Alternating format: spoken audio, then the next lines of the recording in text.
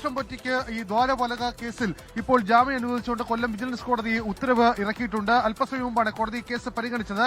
പക്ഷേ ശബരിമലയിലെ കേസുമായി ബന്ധപ്പെട്ട് സ്വർണ്ണക്കൊള്ളയുമായി ബന്ധപ്പെട്ട് അറസ്റ്റിലായ മുരാരി ബാബുവിന് 2 കേസിലും ഇപ്പോൾ 90 ദിവസം കഴിഞ്ഞിരിക്കുന്നു എന്ന് ചൂണ്ടിക്കാട്ടി അഭിഭാഷകൻ കോടതിയെ സമീപിച്ചിരിക്കുകയാണ്. തനിക്കും നീതിനിഷേധം ഉണ്ടായിട്ടുണ്ട്, 90 ദിവസം കഴിഞ്ഞ സ്ഥിതിക്ക് തനിക്കും ഈ ജാമ്യത്തിന് അർഹതയുണ്ട് എന്നുള്ളതാണ് കോടതിക്ക് മുമ്പാകെ മുരാരി ബാബുവിന്റെ അഭിഭാഷകൻ കോടതിയെ അറിയിച്ചത്. ഇതിൽ വലിയ ഒരു പ്രശ്നം SIT സംബന്ധിച്ച് നിലനിൽക്കുന്നു. കാരണം ഈ ഉണ്ണികൃഷ്ണൻ പൊറ്റിയെ ദ്വാരപാലക കേസിൽ അറസ്റ്റ് ചെയ്ത് മൂന്ന് ആഴ്ച കഴിഞ്ഞാണ് ഈ കട്ടളപ്പാളി കേസിൽ അറസ്റ്റ് ചെയ്തത്. പക്ഷേ മുരാരി ബാബുവിനെ അറസ്റ്റ് ചെയ്യുമ്പോൾ 2 ഒക്ടോബർ 22 രാത്രിയിലാണ്. അതുകൊണ്ട് തന്നെ ഈ 2 കേസിലും തനിക്ക് സ്വാഭാവികമായും ജാമ്യം ലഭിക്കണം എന്നുള്ളതാണ് മുരാരി ബാബുവിന്റെ അഭിഭാഷകൻ കോടതിക്ക് മുമ്പാകെ പറഞ്ഞത്. എന്തായാലും കോടതി ഇന്ന് ഹർജി ഈ ഫയലിൽ സ്വീകരിച്ചിട്ടുണ്ട്. അല്പസമയത്തിനകം കോടതി ഈ ഹർജി പരിഗണിക്കും എന്നുള്ളതാണ് മനസ്സിലാക്കുന്നത്. കാരണം നിയമപരമായി ഈ മുരാരി ബാബുവിനെ 1 ദിവസം കൂടി ജയിലിൽ കടത്തുന്നത് നീതിനിഷേധമാണ്. അയാൾ മുകൾക്കോടതിയിലേക്ക് പോയാൽ അത് കീഴ്ക്കോടതികൾക്ക് വലിയ വിമർശനങ്ങൾക്ക് ഇടയാക്കും. അതുകൊണ്ട് തന്നെ ആ കേസ് കൂടി ഇന്ന് കോടതി എടുത്തേക്കും. അല്പസമയം മുമ്പ് തന്നെ അതുകൂടി പരിഗണിക്കാനാണ് സാധ്യത. എന്തായാലും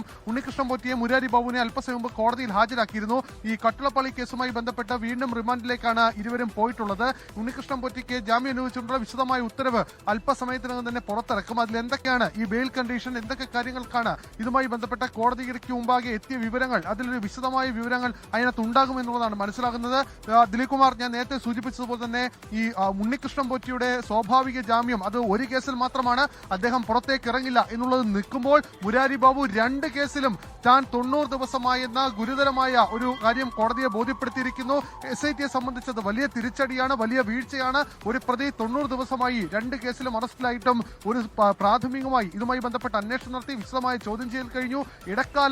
ഇടക്കാലവുമായി ഇത്രയും ദിവസമായിട്ടും ഒരു കുറ്റപത്രം, ഭാഗികമായ കുറ്റപത്രം പോലും കോടതിക്ക് മുമ്പാകെ നൽകാൻ SITക്ക് കഴിയാത്തത് അത് വലിയ വിമർശനങ്ങൾക്കിടയാക്കും. പ്രത്യേകിച്ച് ഇത്ര വലിയ പ്രാധാന്യമുള്ള ഹൈക്കോടതിയുടെ നിരീക്ഷണത്തിലുള്ള കേസിൽ ഇതുമായി ബന്ധപ്പെട്ട പ്രതികൾക്കെതിരെ കൃത്യമായ തെളിവ് ഇപ്പോഴും കണ്ടെത്താൻ അന്വേഷണ സംഘത്തിന് കഴിഞ്ഞിട്ടില്ലെങ്കിൽ ഇതുമായി ബന്ധപ്പെട്ട വലിയ വിമർശനങ്ങൾ വരും ദിവസങ്ങളിൽ ഉണ്ടാകും. എന്തായാലും മുരാരി ബാബുവിന്റെ അഭിഭാഷകൻ കൂടി കോടതിയെ സമീപിച്ചിരിക്കുകയാണ്. വരും ദിവസങ്ങളിൽ മറ്റു പ്രതികൾ കൂടി കോടതിക്ക് മുമ്പാകെ ഇതേ ആവശ്യം ഉന്നയിച്ചെത്തും എന്നുള്ളതാണ് മനസ്സിലാക്കുന്നത്. 3 ആഴ്ച കൊണ്ട് SITക്ക് ഇനി എന്ത് ചെയ്യാൻ കഴിയുമെന്നുള്ള ചോദ്യം കൂടിയുണ്ട്. കാരണം ഉണ്ണികൃഷ്ണൻ പൊറ്റിക്ക് അടുത്ത കേസിൽ ഈ കട്ടളപ്പാളി കേസിൽ 90 ദിവസം പൂർത്തിയാക്കാൻ ഇനി 3 ആഴ്ച മാത്രമാണുള്ളത്. ഉണ്ണികൃഷ്ണൻ പൊറ്റിയും പുറത്തേക്കിറങ്ങിയാൽ ഈ കേസുമായി ബന്ധപ്പെട്ട് പുറത്തേക്കിറങ്ങുന്നവരുടെ പട്ടിക അത് നീളും എന്ന കാര്യത്തിൽ സംശയമില്ല.